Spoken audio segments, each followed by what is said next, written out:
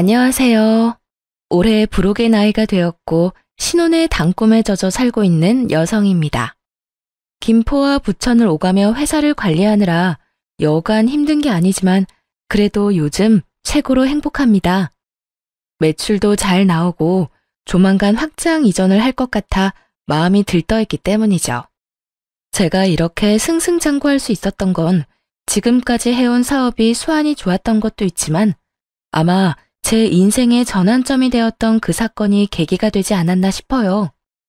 불과 3년 전이긴 하지만 그 일을 겪고 악바리 소리 들어가며 더욱더 일에 미친 듯이 몰두했었거든요. 저는 아무 생각 없이 바쁜 시간을 보낼 수 있어서 좋았겠지만 아마 직원들은 고단했을 겁니다. 오늘 여러분께 들려드릴 이야기는 제 인생의 전환점을 만들어준 전남편과 시어머니에 대한 이야기입니다. 전남편을 짧고 굵게 이야기하자면 빛 좋은 개살구 같은 사람이었어요. 콩깍지가 씌어서 아무것도 몰랐지만 살면서 점점 뱀 허물 벗듯이 새까만 속을 드러내더군요. 시어머니는 어떤 사람인지 굳이 말씀 안 드려도 아시겠죠? 그럼 인생의 전환점을 만들어준 그들의 이야기 시작하겠습니다. 지금은 이혼을 했지만 편의상 남편이라고 지칭하겠습니다. 저는 서울에 있는 4년제 대학교에서 무역학과 경영학을 전공했습니다. 부모님이 대기업에서 근무하셨다 보니 부족하지 않은 형편에 하고 싶은 거 다 하고 살았습니다. 민정아, 너는 누굴 닮아서 그렇게 유별난다냐? 대학도 그 정도면 네가 골라서 취직할 수 있는데 왜 사서 고생을 하려 해? 아빠, 그래도 인생 살면서 하고 싶은 일 한 번쯤은 해봐야죠. 아버지도 젊었을 때 사고 많이 치셨다면서 할머니가 그러시던데? 야, 임마. 그건 그거고. 너는 얌전히 회사 잘 다니다 시집만 잘 가도 인생 성공한 건데 엄마 아빠는 너 고생하는 거 보기 싫어서 그래. 그러니 잔말 말고 다니던 대학 열심히 다니다 좋은 남자 만나서 결혼해. 전 그렇게 시시하게 살려고 태어난 거 아니에요. 아빠도 제 성격 아시잖아요. 한다면 하는 거.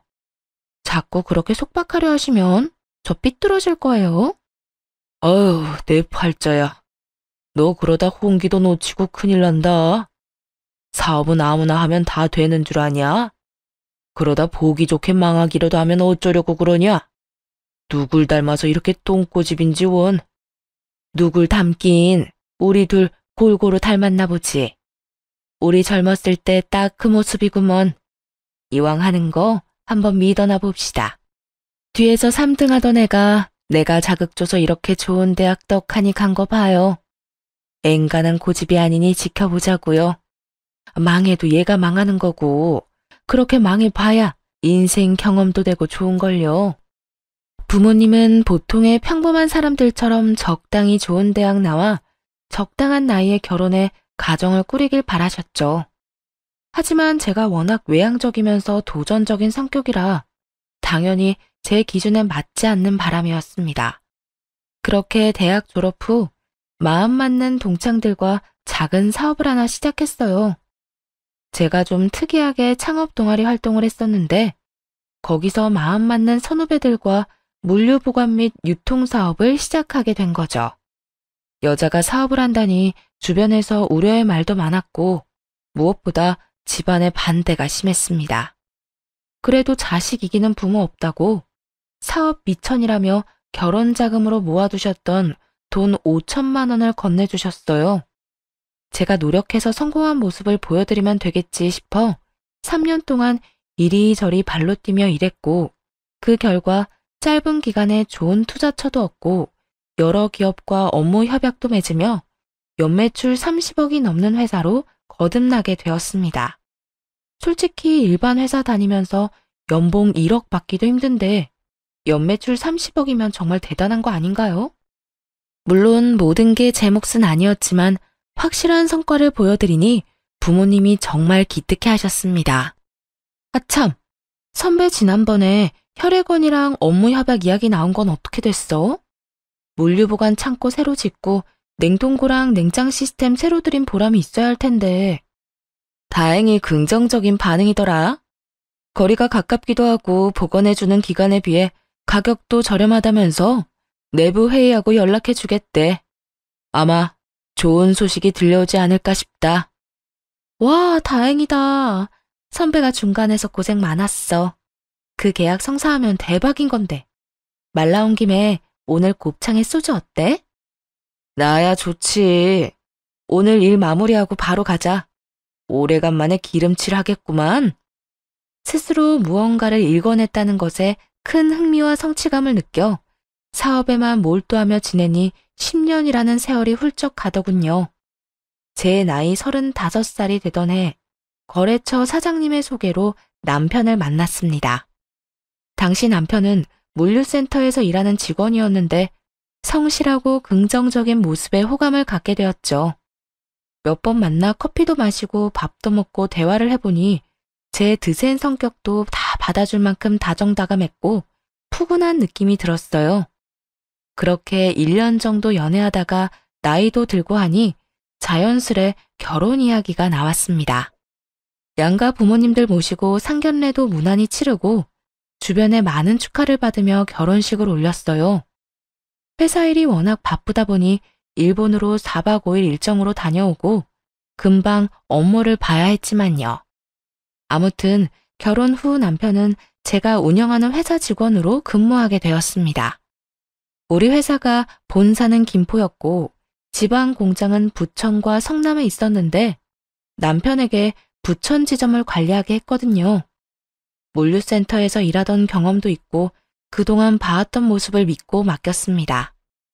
그런데 결혼하고 얼마 되지 않은 시점부터 남편의 행동이 조금씩 거슬리기 시작했어요. 여보, 이번에 엘사에서 나온 벨트랑 구두에 관심이 좀 가던데 혹시 그거 사도 될까? 지난번에 생일 선물로 사준 건? 그건 마음에 안 들어? 아니, 마음에 안 드는 게 아니라 나도 사람들 만나다 보면 눈치도 좀 보이고 다른 사장들은 다 번쩍인 거 하고 다니시더라고. 뭔가 나만 유행에 좀 뒤처지는 것 같아서. 유행은 무슨, 그런 거 다 거칠애잖아. 굳이 신경 쓸 필요가 있을까? 지난번에 김 사장이 나랑 골프 치러 가자고 하셔서 다녀온 적 있지? 근데 나한테 골프채 자랑을 하시는데 프랑스 다녀오시면서 1,000만 원짜리 사오셨다고 자랑하시더라고. 장갑에 무슨 모자까지 의상도 풀세트로 맞추시고 나는 그냥 인터넷에서 구매한 게 다인데 차이가 나긴 하더라. 당신 회사긴 하지만 사업한다는 사람이 중요한 자리에 나가면 아무래도 눈치가 보이지. 그래서 가끔 창피하기도 하고. 뭐 그런 거로 그래.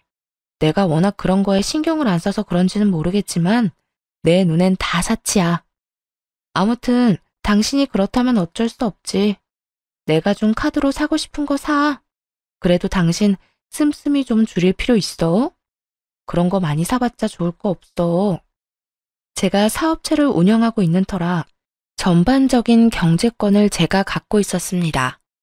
남편에게 공장 하나를 맡긴 뒤부터 뭔가 사치를 부리기 시작한 것 같았죠. 물론 거래처 직원들을 만나고 다니면서 외적인 부분에 대한 고민을 몰랐던 건 아닙니다. 저는 일만 제대로 하면 된다 주의여서 그런 건 나중 문제였거든요. 하지만 남편은 주변 사람들과 비교하며 자신의 처지가 좋지 않다고 신세한탄하기 일쑤였습니다. 뭐 어쩌겠어요. 그래도 남편 기죽어 다니지 말라고 남편이 하고 싶은 대로 하게 놔뒀죠. 그런데 남편이 언젠가부터 마치 자신이 회사를 운영하는 것처럼 주변에 소문을 떠벌리고 다니기 시작한 겁니다. 그뿐만이 아니었어요. 시어머니와 시누이도 이제는 저에게 대놓고 돈을 요구하더군요. 예, 아가, 듣자 하니 너 돈 좀 번다며? 내가 그동안 자세한 걸 몰라서 뭐라 못했지만 이왕 이렇게 된 거 단도직입적으로 말하마. 앞으로 생활비를 좀 대줬으면 좋겠구나. 혼자 몸으로 아들 대학 보내고 하다 보니 돈이 없다. 내가 나이가 들어서인지 더 이상 일도 못하겠고. 아, 네 어머니, 당연하죠. 혹시 얼마 정도 원하세요? 제가 최대한 맞춰드릴게요. 내 주변 양반들한테 물어보면 다들 200 정도씩은 받는다고 하더라. 그래야 하고 싶은 것도 하고 눈치 안 보고 여행도 다니고 그런다면서. 용돈 포함해서 그 정도면 적당할 것 같다. 네, 그럼 다음 달부터 계좌로 입금해 드릴게요. 지난번에 아가씨 취업 준비하던 건 어떻게 됐어요? 안 그래도 그 말도 하려고 했다. 네 시누이가 그동안 명품의 미음자도 못 해봤잖니. 다행히 회사에서 좋게 봐줬는지 다음 주부터 출근한다고 하더구나. 그래서 그런데 취업 선물로 가방이랑 구두 어떠니? 골라주기 그러면 현금으로 주려무나. 원래 이럴 때 크게 한턱 내는 거야. 아, 네. 그럼 물어보시고 연락해 주시겠어요?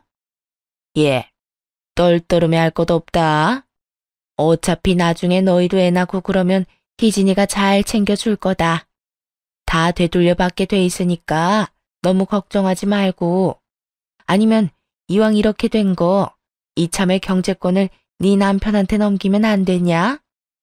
원래 여자가 경제권 쥐고 있으면 돈이 줄줄 샌다고 했어. 남편이 기가 살아야 집안이 사는 거야. 그건 안 될 것 같아요. 저 혼자 하는 사업도 아니고 동업자들이 있잖아요. 그리고 남편은 물류관리 쪽으로만 일을 해봤지 우리 회사 전반적인 시스템은 잘 이해를 못해서요. 그건 제가 알아서 할게요. 대신에 어머님 용돈 섭섭지 않게 챙겨드리잖아요. 시어머니는 사사건건 경제권을 남편에게 넘기라며 저에게 눈치를 주셨습니다. 하지만 공과 사는 정확하게 구분해야 했고 그 부분에 있어서는 냉정하게 말씀드리곤 했죠. 사실 시댁의 형편이 그렇게 좋은 편은 아니었습니다.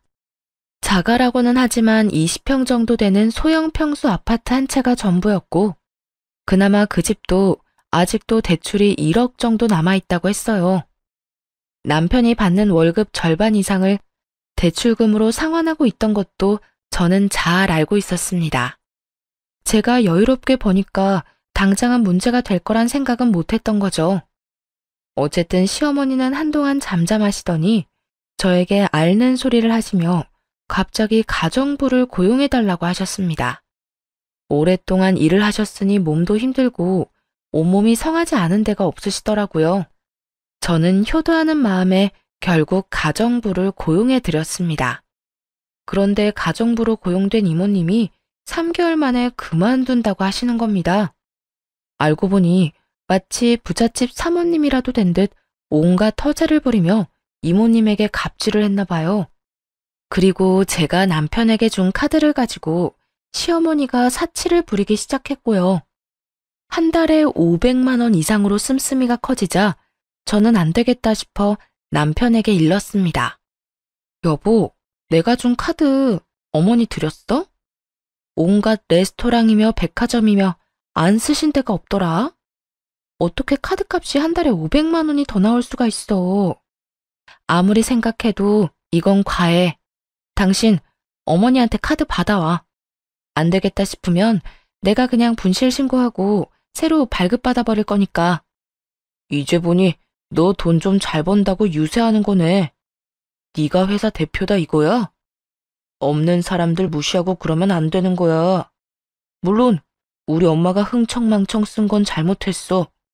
근데 돈 잘 버는 며느리 둬서 그 덕 좀 보겠다고 하는데 나이 든 노인네 이해 좀 해줄 수 없어?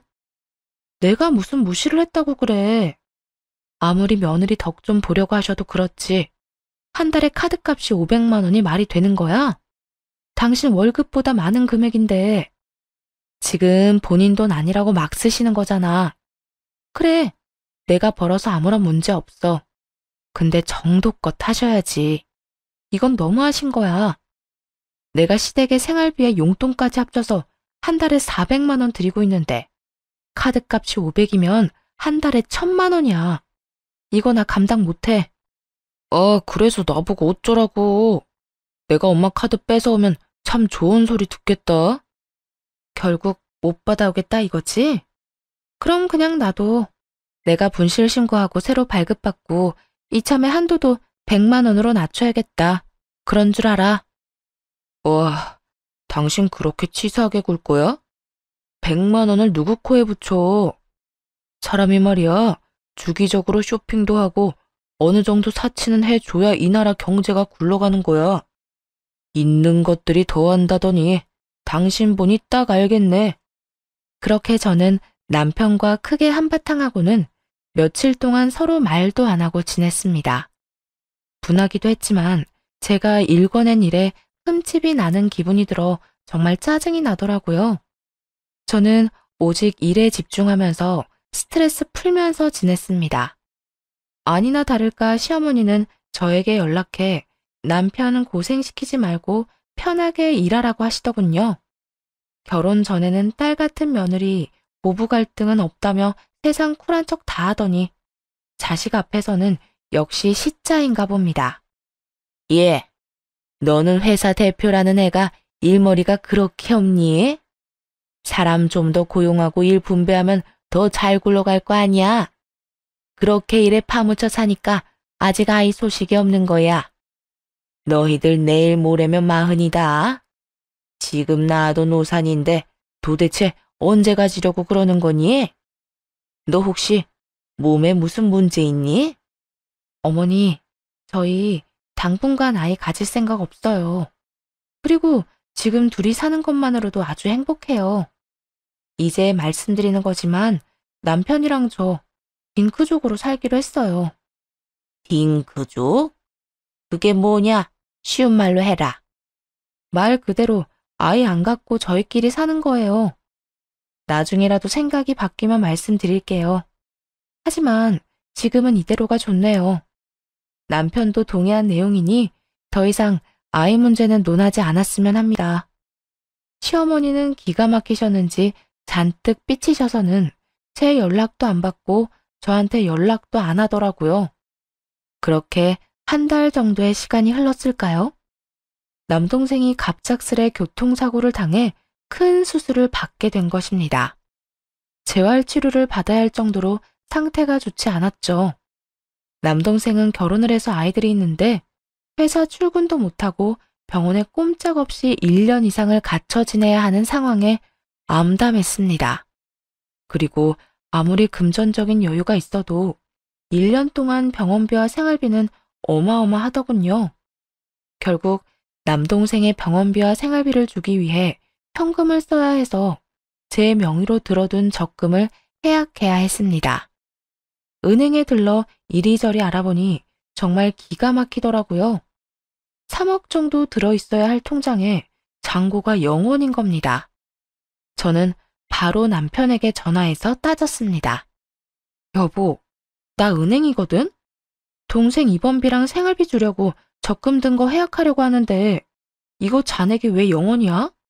당신 내 돈 빼간 거야? 내 통장인데 돈은 왜 0원이지? 그게 말이지. 사실은 나도 따로 사업을 하고 싶어서 구상한 게 있었거든. 김 사장님이 전망 있는 상품이라고 국내 주식을 알려주셨는데 내가 거기에 투자 좀 했어. 뭐? 지금 나랑 장난하자는 거야? 어떻게 나랑 한마디 상의도 없이 함부로 내 돈을 써? 나도 남자야. 남자로 태어났으면 사업 한 번은 해봐야지. 당신도 버젓이 회사 운영하는데 나라고 못해? 그리고 그깟 돈 까짓것 다시 채워 넣으면 그만이지. 되게 뭐라 그러네. 어차피 그 돈 우리 부부 위해서 쓰려고 했던 거 아니야? 부부는 일심동체라고 내가 좀 잘 돼보겠다는데 그 정도 돈은 투자해 줄 수 있는 거잖아. 일심동체 좋아하네. 야, 이 양반아. 1,000만 원, 2천만 원도 아니고 자그마치 3억이야. 넌 그게 단순 돈 몇 푼으로 보이는 거니? 그거 내가 안 입고 안 먹고 아껴서 겨우 모은 돈인데 네가 뭔데 홀라당 날려먹는 거야? 그 주식 확실한 거야? 사업 구상? 어떤 사업을 하는 건데? 내가 지금 회사 운영하는 게 무슨 애들 장난 같아? 나도 3년 동안 잠도 못 자고 굶어가면서 고생해서 일군 회사야.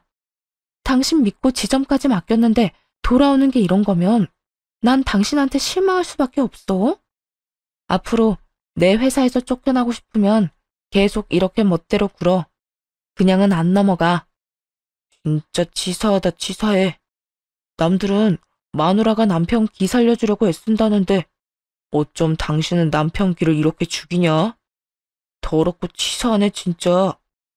한참을 남편에게 따지니 남편은 되려 저에게 치사하다며 잔뜩 화를 냈습니다. 도대체 뭐가 잘못된 것이 하나도 모르겠다는 눈치더라고요. 도대체 뭐가 잘못된 건지 하나도 모르겠다는 눈치더라고요.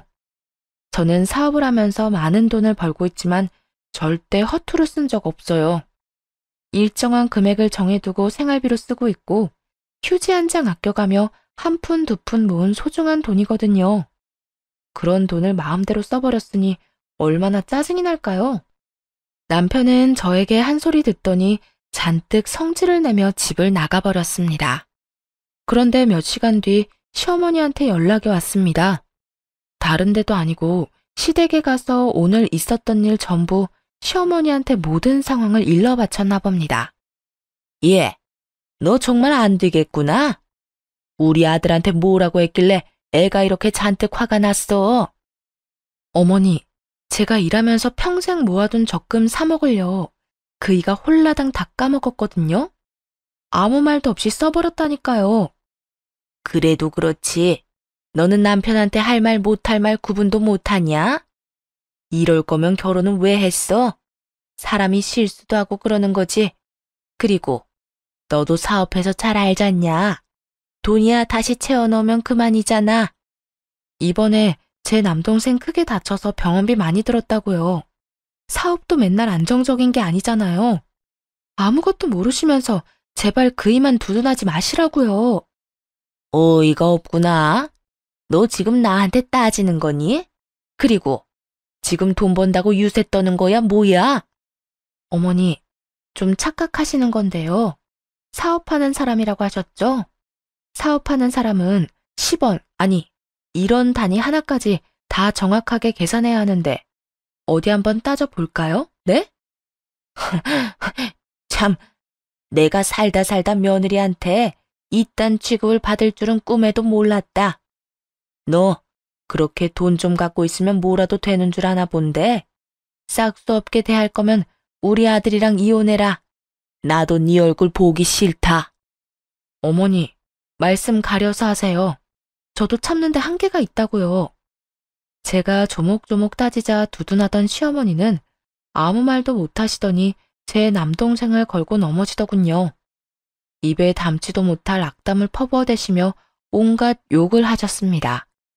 그 뒤로 저는 안 되겠다 싶어 시댁과 거리를 두고 살기로 했어요. 남편은 3일 동안 시댁에서 먹고 자고 하더니 쭈뼛쭈뼛 신혼집으로 돌아왔습니다. 그런 남편에게 한 번만 더 금전적인 문제를 일으키면 바로 이혼이라고 못 박아두었어요. 남동생은 수술을 끝내고 열심히 재활 치료를 받았습니다. 걷지 못할 수도 있는 상황이었지만 결국 극복해냈고 조금씩 회복하게 되었죠. 다리에 보조기를 차고 있어야 했지만 다시 회사에 근무할 수 있을 정도로 건강을 되찾았습니다. 어느 정도 시간이 지나고 회사의 재정 상태를 점검하게 됐습니다. 1년에 한 번 정도 분야를 나눠서 전체적인 점검을 실시하는데 최근에 돈 문제도 있고 재정 분야에 좀 더 집중했어요. 표면적으로는 아무런 문제가 없지만 자꾸 금액도 안 맞고 매출 대비 배송된 물건도 적거나 없더라고요. 특히 남편이 관리하던 지점에 뭔가 석연찮은 부분을 발견했습니다. 며칠 밤을 새우며 서류를 일일이 대조해보고 몇 번이고 직접 눈으로 확인했는데 믿지 못할 결과가 나오더군요. 알고 보니 남편이 알게 모르게 회사 돈을 횡령하고 있었고 거기에 시어머니도 가담한 사실을 알게 되었습니다. 가뜩이나 사치가 심했던 두 사람은 회사 돈으로 명품이나 고급 레스토랑에 다니며 온갖 사치를 부리고 있었어요.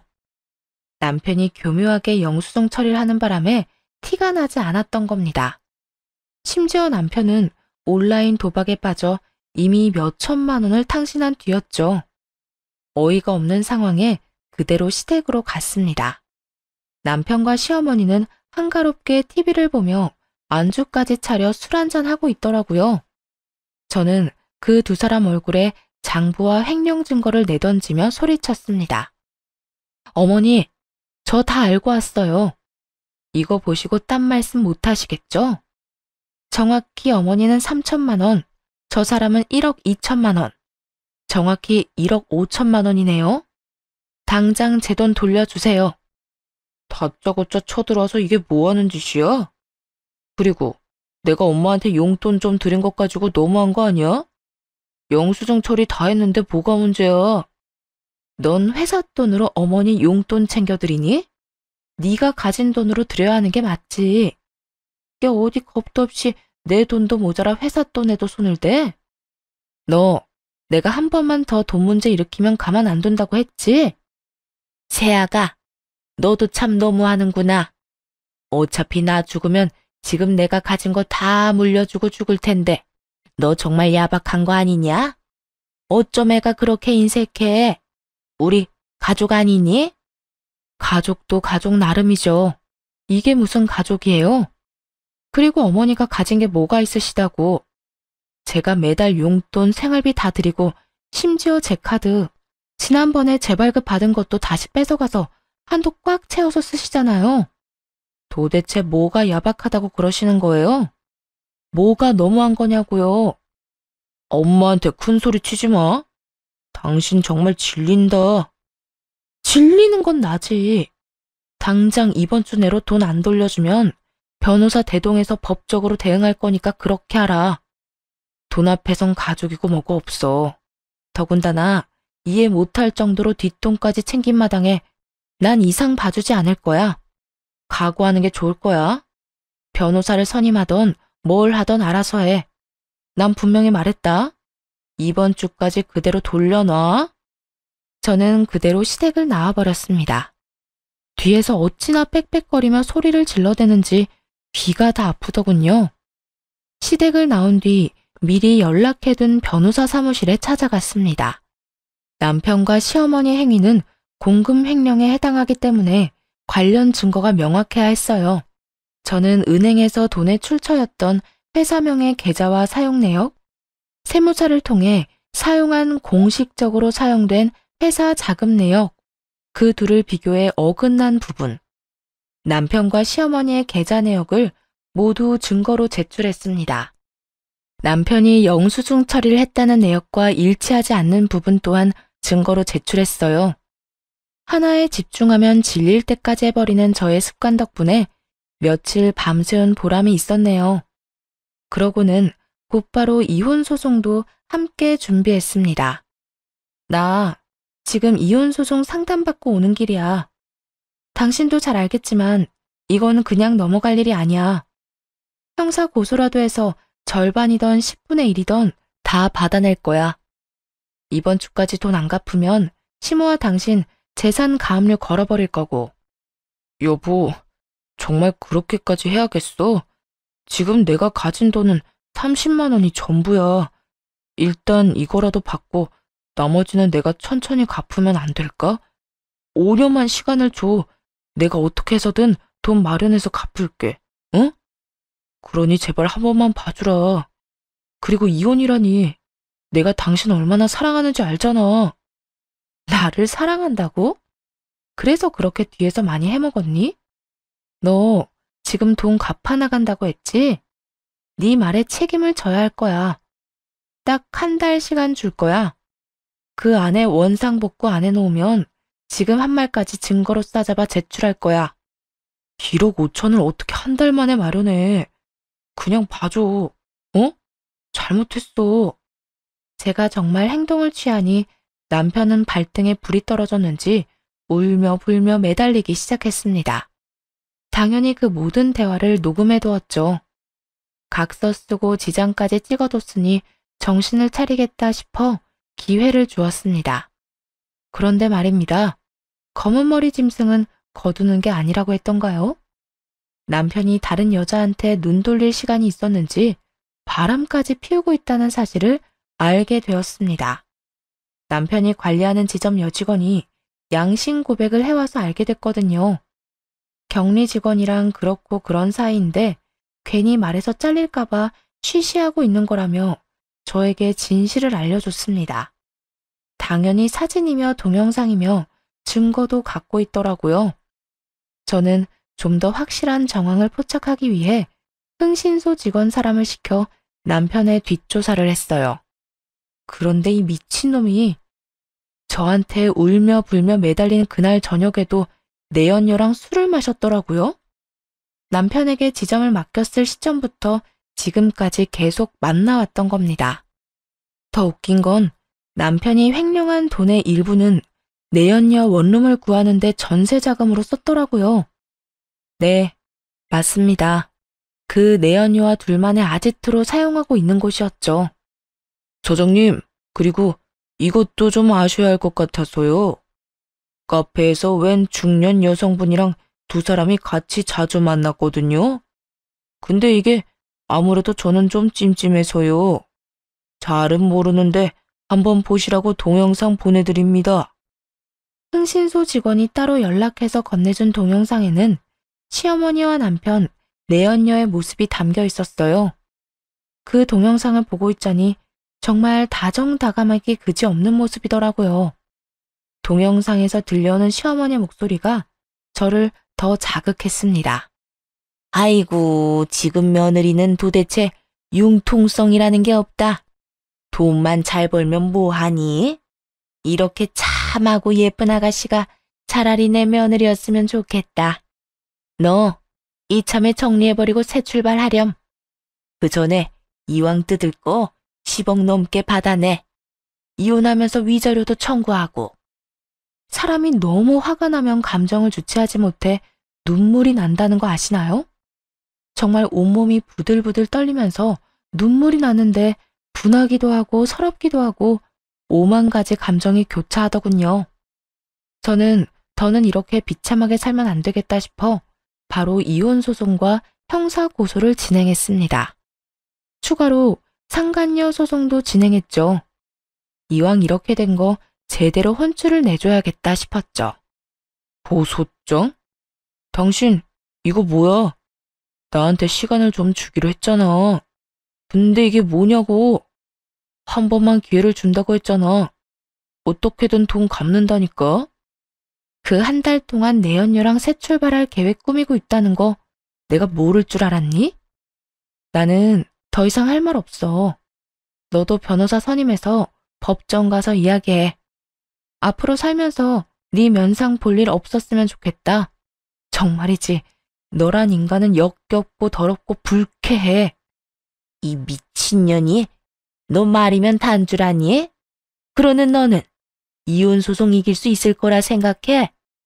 결혼하면서 며느리 도리, 여자로서 해야 할 도리를 네가 다 지켰다면 우리 아들이 이러지는 않았어. 결혼한 지가 언젠데 아이도 없고 너처럼 시어머니랑 남편한테 이렇게 막대하는 며느리는 세상 천지에도 없을 거다. 정말 시끄럽네. 아줌마, 할 말 있으시면 변호사 통해서 하세요. 아, 변호사 구할 돈도 없지? 뭐? 인연이 이제야 본색을 드러내는구나. 그렇게 저는 이혼 소송과 형사고소, 상간녀 소송을 진행하게 되었습니다. 남편은 모든 게 오해라며 저를 다시 구워 삶으려 했어요. 저는 뒷조사에서 찍은 사진, 동영상, 모든 증거를 보여주었습니다. 너 내 뒷조사까지 한 거야? 너 지금까지 나한테 잘한 게 뭐가 있는데? 애초에 결혼하면서 매일 나 무시한 거 아니야? 여자 주제에 돈 잘 번다고 사람 무시할 땐 언제고? 내가 잘한 게 없다고? 그래. 네 기준에서는 그렇게 생각할 수도 있겠다. 그래도 적어도 이거 하나는 기억해. 네가 결혼해서 쓴 돈, 그거 다 내 돈이잖아. 너 월급도 누가 줘? 내가 주지? 끝까지 돈. 진짜 너 같은 여자는 한 트럭을 갖다 줘도 질릴 거야. 너무 싫어. 누가 할 소린데? 내일 모레 40이면 제발 철 좀 들어. 이 덜 떨어진 새끼야. 내가 인생에서 가장 후회하는 게 뭔지 알아? 너 같은 거지랑 결혼해서 시간 허비한 거랑 돈 낭비한 거야. 너만 아니었으면 내 인생 이렇게 되지도 않았어. 그래, 내가 나쁜 놈이지. 그래, 내가 나쁜 놈이다. 그걸 이제 알았니? 넌 제정신 아니야. 아무래도 깜빵에 들어갔다 나와야겠다. 너랑 너희 엄마 조용히 손잡고 들어갔다 몇 년 반성하고 나와. 그래, 해볼 테면 해봐. 나도 너 고소해버릴 거야. 너 지금 내 뒷조사하고 다닌 거 이거 명예훼손이거든? 너도 콩밥 좀 먹어봐. 남편의 적반하장의 태도에 코웃음을 좀 쳤더니 저를 명예훼손죄로 고소하겠다더군요. 당연히 남편이 고소한 건 터무니없는 말뿐이어서 아무 일도 일어나지 않았고 저는 모든 소송에서 승소했고 위자료로 3천만 원을 받았습니다. 그리고 남편과 시모가 횡령한 회사 돈은 10년에 걸쳐 갚으라는 법원의 판결이 있었죠. 매달 125만 원씩 10년 동안 갚아야 하는데 단 한 번이라도 늦거나 입금이 늦어지면 바로 법적 조치해 버릴 겁니다. 솔직히 더러운 돈 안 받아도 그만이었지만 저와 다른 동료들이 피땀 흘려 일궈낸 회사 돈이기 때문에 안 받을 순 없겠더라고요. 모든 일이 마무리되고 결국 남편을 신혼집에서 내쫓았습니다.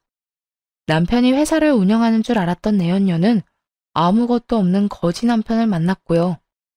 저는 이삿짐 센터를 불러 남편의 흔적이 조금이라도 있던 더러운 물건은 모조리 포장해서 시댁으로 보내버렸습니다.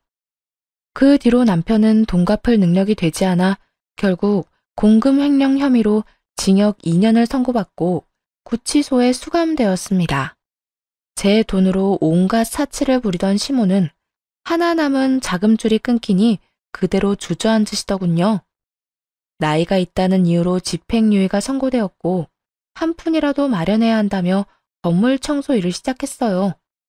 유일한 재산이었던 집도 가압류당했고 시모와 시누이는 남편이 마련한 반지하 방으로 들어가서 살게 되었습니다. 내가 그동안 정말 잘못했다.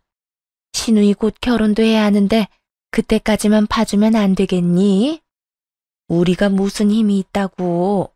제발 얘 시집만 무사히 보내고 내가 어떻게든 나머지 돈은 마련할 테니까 한 번만 봐주라. 응? 그렇게는 못하겠는데요. 시누이랑 결혼하려는 그 남자도 참 불쌍하네요. 처가 될 집이 사기꾼 거지 집안인 것도 모르고. 저는 법원 판결 나온 대로 할 겁니다. 받을 생각도 없어요. 너 너무한 거 아니니? 조금의 정이라도 남아있다면 배려 좀 해주라. 그래도 내가 너 시어머니였는데 이런 식으로 나오면 나도 기분이 좀 그렇구나. 지금 기분 타령하실 때가 아닌 것 같은데요? 제발 말이 되는 소리를 좀 하세요. 이제 와서 제가 왜 아줌마 사정을 봐줘야 하는데요? 어차피 이제 남남이고 이 정도면 제가 인내심 끝판왕인 건데 한 번만 더 저 자극하시면 저도 가만히 안 있어요. 저한테 너무한다고 생각하지 마시고 그동안 그쪽 아들이랑 아줌마가 한 행동도 좀 살펴보시고요.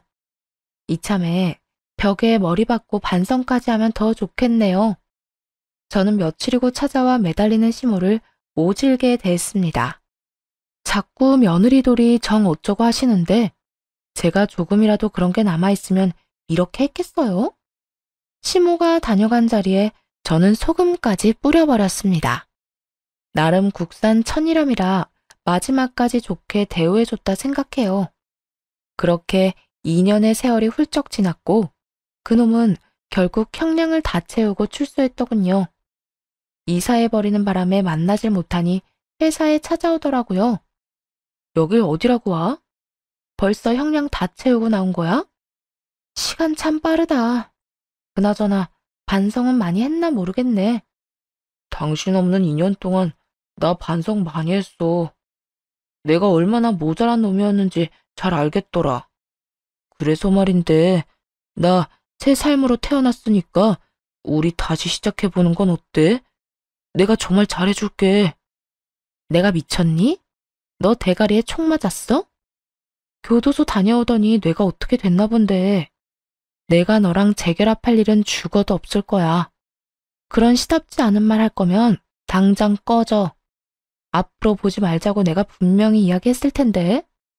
지금 경찰 불러서 스토킹으로 한 번 더 콩밥 먹여줘? 그러지 말고 내 이야기 좀 들어봐. 내가 널 얼마나 보고 싶어 한 줄 알아? 내가 너한테 접견 신청을 얼마나 많이 했는데 그걸 다 거절해? 내게 변명할 기회는 줘야지. 지금 뭐라고 했니? 변명? 하당치도 않아. 내가 이미 기회는 여러 번 준 걸로 아는데 내가 마지막이다 생각했을 그날도 너는 그년이랑 놀아나면서 시시덕거렸어. 잊었니? 같이 웃고 떠들 땐 좋았지? 그런데 어쩌냐? 너 아무것도 없는 개털이잖아. 내가 누구 때문에 이렇게 된 건데 이게 다 너를 사랑해서야.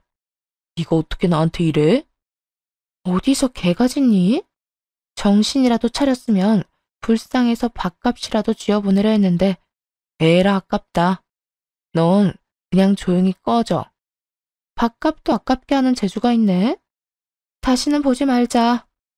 그놈은 자기가 많이 반성했다며 다시 잘해보자고 헛소리를 짓거리는데 경찰 불러 내쫓아 버렸습니다. 그러고는 바로 접근 금지, 통신 제한, 주소록 열람 제한을 걸어버렸어요. 정말 끈질겨도 이렇게 끈질길 수가 없었습니다. 정말 기생충이 따로 없었죠. 그렇게 한동안 잠잠하더니 아예 연락이 끊겨버렸습니다. 지금까지 아무런 소식을 들을 수 없었죠. 그저 통장에 매달 찍히는 125만 원이라는 금액을 보고 어딘가에서 잘 살아있구나 싶어요. 저는 어느 정도 마음을 추스른 뒤 회사 일에 몰두하며 지내고 있습니다. 그러다 제 밑바닥까지 모두 지켜본 회사 동료와 좋은 감정으로 지내다 얼마 전에 혼인신고를 했어요. 창업을 같이 했던 친구고 항상 제가 힘들 때 옆에서 많은 위로를 건네줬던 사람입니다.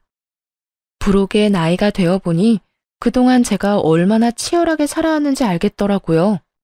그런 저를 잘 달래주고 앞으로도 함께 많은 시간을 헤쳐나갈 좋은 사람을 만나 얼마나 다행인지 모릅니다. 참 피곤하고 고단하고 다사다난했던 제 결혼 사연은 여기까지예요. 고생을 많이 해서 그런지 앞으로는 행복하고 즐거운 일만 가득했으면 좋겠습니다. 그런 의미에서 오늘은 그 친구와 오붓하게 자주 가던 고깃집에서 삼겹살에 소주 한잔 해야겠습니다. 지금까지 제 사연 들어주셔서 감사합니다.